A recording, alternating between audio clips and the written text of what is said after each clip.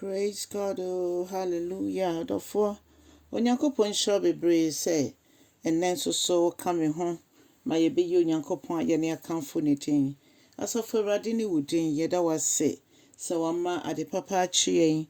Woanhwɛ yɛn mfomso ho ntwa yɛn antwene, na mmom woasiesie yɛn ama wo ho. Aseda kɛseɛ ɛnka wo din kronkron no. Ɛnnɛ nso Nyame nkronkron yɛayɛ krado sɛ bɛkyerɛkyerɛ yɛn na tutu yɛn anammɔn si yie ma yɛn. Na biribiara wie pɛyɛ yɛde waseda Awurade nyinaa ɛbɛpagya ama wo. Ɛfisɛ sɛdeɛ sifa po da wase mpo yɛnim, nanso Awurade anim sɛ na yɛtumi aka biara no Awurade wogye, ɛfisɛ wonim akoma ɛta yɛ akyiri. Yɛda wase bebree sɛ woayɛ ama yɛ wɔ Yesu Kristo din mu. Saa na yɛsrɛ sɛ ma w'asomdwoeɛ ɛntena wɔ ma asetena mu bibiara saa bere na bɛ mu ɛyɛ bu na Awurade n'ani da so asa. Nkanka ne wo magyidifoɔ yɛsrɛ Awurade bra wo ma yɛn nsraban mu na ma yɛn experience obibiara nso w'asomdwoeɛ a ɛboro wiase ntiaseɛ so no nhwɛeɛ no ɛne de ma ne nsɔ nhwɛ na Awurade yɛtumi nso aka kyerɛ afoforɔ ma ɔmo nso so aba abɛso ahwɛ. Woyɛ dodo ɛno nti yɛbɛkɔ so ahyɛ wo anuonyam. Wobɛkɔ so ayɛ nyame, wobɛkɔ so ayɛ nyame wɔ Yesu Kristo din mu. Hallelujah. Ɔdɔfo ma akɔ aba nan so de ba wote aseɛ sɛ dwumadie so. Ne yɛbɛfa yɛakenka nsɛm afi Yesaia ɛti 25 nkyekyɛmu 8 kɔsi 10. Isaiah chapter 25, 8-10. Adɔfo mama yɛntie Awurade asɛm. Na ɔse saa berɛ no Onyankopɔn ɛbɛmene owuo. Ɔbɛmene owuo a owuo ɛnsan ba biom. Afei asafo Awurade bɛpepa yɛn ho ne suo nyinara. Na obeyi atemdidie ne ɛfɛwdi a amanfo didi yɛn ho fɛw no obeyi efiri yɛn so. Ɔka no ɛnɛ ɛne daakye akyirikyiri nso. Efisɛ sɛ obi fa Kristo Yesu a ɔwɔ asomdwoe a boro wiase ntiaseɛ nyinaa so. Ɛno nti Onyankopɔn papa yɛn ho ne suo.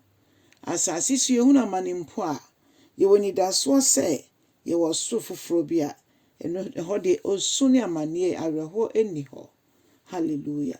Na bi bɛho Kristo nso a yɛte wiase mu ayɛ basabasɛe mu deɛ nanso Onyankopɔn ma yɛn saa asomdwoe no.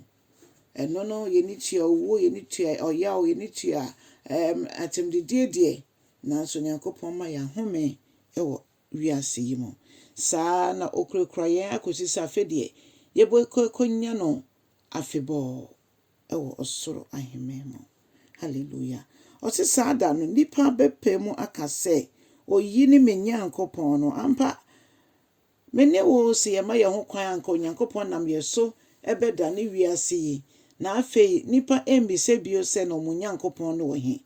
Efisɛ yɛbie yɛn ano a ne yɛbɛdi akyire nyinaa yɛ Nyame tumi a ɛyɛ adwuma ɛne bɛdi yɛ kasa yɛ akyi.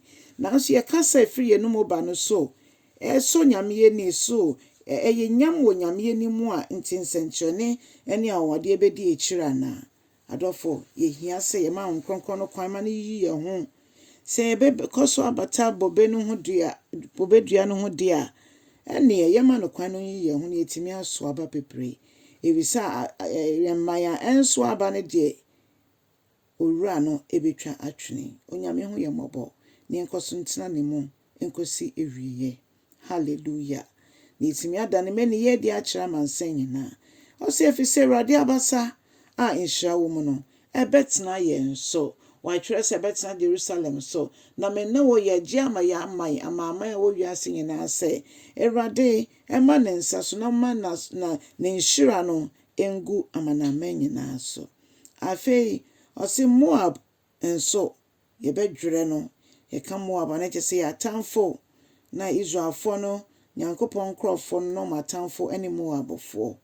Na yɛka ne sɛ Onyankopɔn sɛ ɔbɛyam Moab ɛte sɛ ɛntɛtɛ.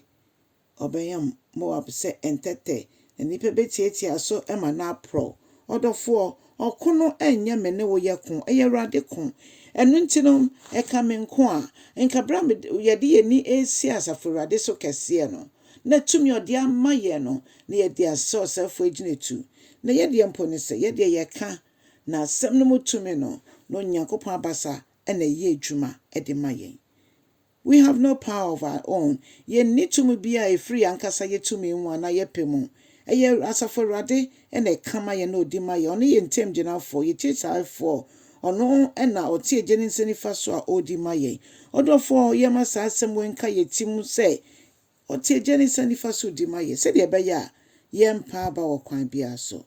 Onyankopɔn nhyira ɔkyɛ asɛm no so na yɛnhyira wɔ Yesu din mu. Amen.